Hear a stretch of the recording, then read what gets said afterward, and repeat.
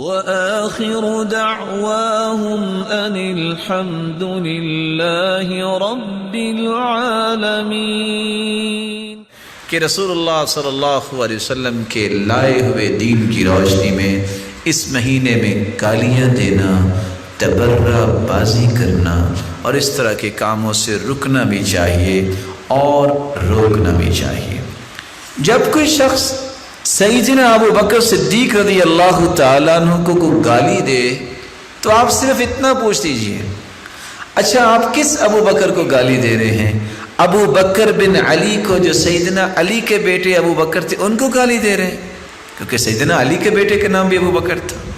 یا آپ ابو بکر بن حسن، جو سیدنا علی کے بیٹے حسن کے بیٹے ابو بکر تھے، آپ اس کو گالی دے رہے ہیں؟ کس کو گالی دے رہے ہیں؟ کون سے ابو بکر کو؟ یا آپ ابو بکر بن حسین، جو سیدنا حسین رضی اللہ تعالیٰ عنہ کے بیٹے تھے، ان کا نام بھی ابو بکر تھا، آپ کس کو گالی دے رہے ہیں؟ اگر ابو بکر صدیق رضی اللہ تعالیٰ عنہ کو آپ اس لیے گالی دیتے ہیں کہ یہ اور یہ ہے، سیدنا علی کے بیٹے کا نام بھی ابو بکر، سیدنا حسن کے بیٹے کے نام بھی ابو بکر، سیدنا حسین کے بیٹے کے نام بھی ابو بکر۔ اور تعجب کی بات یہ ہے کہ موسیٰ کاظم، اس کے بیٹے کا نام بھی ابو بکر۔ آپ کس ابو بکر کو گالی دے رہے ہیں؟ ان لوگوں نے کیوں ابو بکر کا نام اپنے بیٹوں کا رکھا؟ محبت تھی۔ اگر کوئی سیدنا عمر رضی اللہ تعالیٰ عنہ کو گالی دے، لڑائی نہ کریں، صرف پوچھ لیں، اچھا یہ بتائیے آپ سیدنا علی کے بیٹے جو عمر تھے ان کو گالی دے رہے ہیں کیونکہ سیدنا علی کے بیٹے کا نام عمر بھی تھا؟ یا آپ عمر بن حسن کو گالی دے رہے ہیں جو سیدنا حسن کے بیٹے تھے، ان کا نام بھی عمر تھا؟ آپ سیدنا حسین رضی اللہ تعالیٰ عنہ کے بیٹے جو عمر تھے، ان کو آپ گالی دے رہے ہیں؟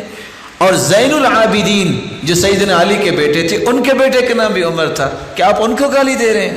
کس عمر کو گالی دے رہے ہیں؟ یا موسیٰ کاظم کے بیٹے عمر تھے، کیا آپ ان کو گالی دے رہے ہیں؟ کس عمر کو گالی دے رہے ہیں؟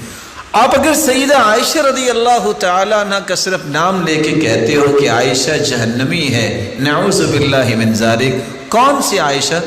امام جعفر صادق کی بیٹی کا نام بھی تو عائشہ تھا، کیا آپ اس کو گالی دے رہے ہیں؟ یا موسیٰ کاظم کی بیٹی کا نام بھی تو عائشہ تھا اور علی رضا کی بیٹی کا نام بھی تو عائشہ تھا، آپ کس عائشہ کو گالی دے رہے ہیں؟ اگر سیدہ عائشہ سے نفرت ہوتی تو یہ سارے کے سارے جو صالحین اتقیاء لوگ گزرے ہیں، یہ اپنی بیٹیوں کا نام عائشہ ہی رکھتے؟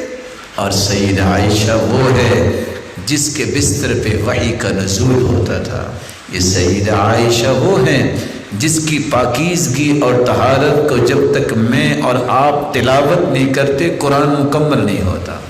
اللہ اپنے پیغمبر کو سجدے کی حالت میں بھی بلا سکتے تھے، رکوع کی حالت میں بھی بلا سکتے تھے، قیام کی حالت میں بھی بلا سکتے تھے، کیونکہ اس جیسی ہستی تو اللہ نے پیدا ہی نہیں کی۔ لیکن اللہ کے رسول کو جب اللہ نے اپنے پاس بلایا تو سیدہ عائشہ کیا کہتی ہیں؟ بین حاقرتی و ذاکرتی، اس ہستی نے ٹیک لگائی تھی تو سیدہ عائشہ کے ساتھ ہی ٹیک لگائی تھی۔ اور آخری چیز جو آپ صلی اللہ علیہ وسلم نے مسواک جو اپنے منہ مبارک میں ڈالی ہے اس کو چبا کے بھی دیا تھا تو سیدہ عائشہ نے چبا کے دیا تھا۔ کس عائشہ کو گالی دیتے؟ رسول اللہ صلی اللہ علیہ وسلم کا لایا ہوا دین ہمیں صحیح راستہ دیتا ہے اور وہ حدیثیں پڑھنے سے پتہ چلتا ہے، اس لیے گالی دینا اس کے بارے میں بھی سمجھنا چاہیے۔ لا تسب الشیطان، شیطان کو بھی گالی نہ دو، کیونکہ شیطان کو گالی دینے سے بھی شیطان ہی خوش ہوگا۔ حمیدی کہتے ہیں من السنہ الترحم علی اصحاب محمد، سنت یہ ہے کہ صحابہ کرام پہ ترحم کی دعا کی جائے کہ اللہ ان پہ کروڑہ رحمت نازل فرمائے، اور ساتھ یہ کہتے ہیں فَلَمْ نُؤْمَرْ إِلَّا بِالْإِسْتِغْفَارِ لَهُمْ، ہمیں صرف حکم ہے کہ ہم استغفار کریں۔ فَمَنْ سَبَّهُمْ، جس نے گالی دی، او تنقصهم، یا ان کا کوئی نقص بیان کیا، او احد منہم، کسی ایک کا بھی نقص، فَلَيْسَ عَلَى السُّنَّةِ، حمیدی جو محدث ہیں بیان کر رہے ہیں، صحیح بخاری کی پہلی روایت بیان کرنے والے، بیان کرتی ہے جس نے گالی دی کو نقص بیان کیا اس کی زندگی سنت کے مطابق نہیں ہے۔ اور دوسری بات امام احمد رحمہ اللہ تعالی کہا کرتے تھے اذا رأيت رجلا يذكر اصحاب رسول اللہ بالسوء فاتهمه على الاسلام، جو کسی صحابی کے بارے میں کوئی بری بات کہے فاتهمه على الاسلام، اس کا اسلام تہمت والا ہے، وہ اسلام ٹھیک نہیں ہے۔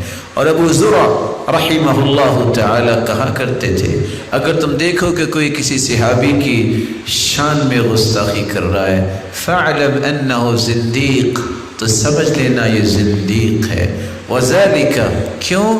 ان الرسول حق، کیونکہ اللہ کے رسول حق ہیں، والقرآن حق، قرآن بھی حق ہے۔ وَإِنَّمَا أَدَّى إِلَيْنَا هَذَا الْقُرْآنَ وَالسُّنَّةِ، یہ قرآن اور یہ حدیث صحابہ نے ہم تک پہنچائی ہے۔ صحابہ پہ طعن کرنے والا اصل میں قرآن اور حدیث کو مٹانا چاہتا ہے، کیونکہ وہی تو گواہ ہیں، گواہی کے بغیر تو کوئی چیز ثابت نہیں ہوتی۔ ان گواہوں پہ جرا کرنا یہ حقیقت میں قرآن اور حدیث پہ جرا کرنا ہے۔ اور سرخسی نے تو کتنی بڑی بات کہہ دی، فمن طعن فیہم، جو صحابہ پہ طعن و تشنیع کرتا ہے فہو ملحد، یہ ملحدین کا طریقہ ہے، منابذ للاسلام، یہ اسلام مخالف لوگوں کی بات ہے۔ دواؤہ السیف، اگر وہ باز نہ آئیں تو ان کا علاج تلوار ہے، ان لم یتوب، اگر وہ توبہ نہ کرے۔